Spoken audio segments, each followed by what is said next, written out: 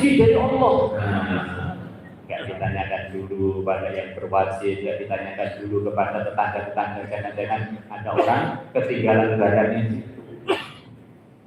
Di sahabat ada rezeki 4.000 domba.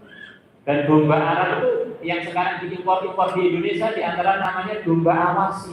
Itu mahalnya satu biji 75 juta.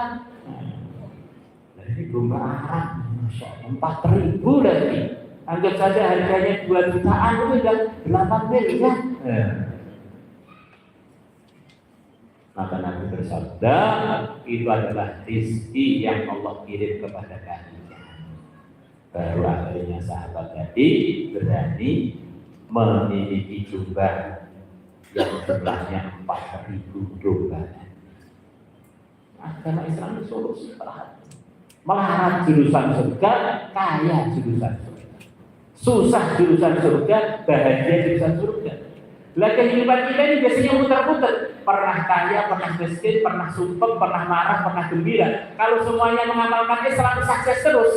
Mati waktu kaya ya surga, waktu miskin ya surga, waktu cukup ya surga, waktu bahagia ya surga, waktu dihormati ya surga, waktu dibully juga surga. Karena seluruh kehidupan kita disesuaikan dengan aturan yang diberi Allah. Para ulama mengatakan aturan agama ini yang pertama kali yang utama adalah urusan keyakinan. Keyakinan ini nggak boleh tawar-menawar, harus benar-benar jernih, bersih. Tidak boleh tercampuri dengan kekurangan. Kita berkewajiban meyakini selain Allah itu hakikatnya nggak ada. Diadakan oleh Allah. Tuhan itu hanya satu, yang mengatur hanya satu, yang mendatangkan apapun hanya satu, yang menahan apapun hanya satu, yaitu Allah. Selain Allah itu ciptaannya Allah, diatur oleh Allah, dimiliki oleh Allah, ditentukan oleh Allah. Akhirnya menimbulkan satu kesimpulan, waktu susah, waktu bahagia, saya memang selalu berhajat kepada Allah 24 jam. Sampai kita usaha, waktu kita bersama istri kita, bersama anak kita, bersama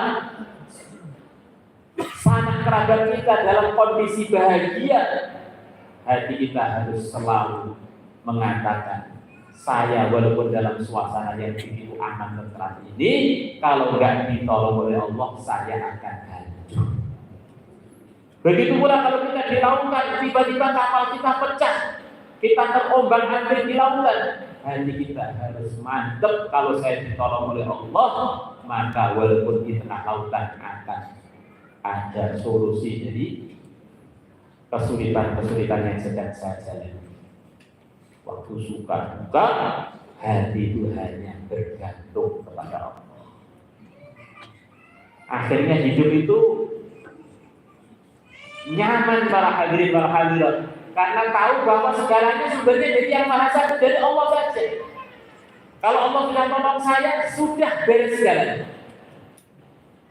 Tapi kalau orang itu imannya setengah-setengah, perasaannya makhluk tanpa Allah bisa bergerak sendiri, suami tanpa Allah bisa bergerak sendiri, istri tanpa Allah bisa bergerak sendiri, tambah kenal dengan makhluk, tambah punya bahan untuk tambah kuat dan stres.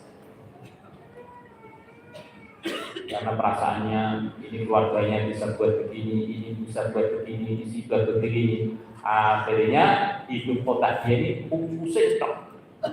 Kata-kata para ulama, di dunia ini yang bisa hidup tenang hanya orang yang tauhidnya mantep. Kalau orang setengah-setengah perasaannya makhluk bisa buat sesuatu, baik pun kebaikan atau keburukan tanpa Allah, nanti akhirnya akan rusak. Dan untuk menuju ridho Allah, jalannya hanya satu, 24 jam, ikut yang mulia Nabi besar Muhammad Sallallahu Alaihi Wasallam.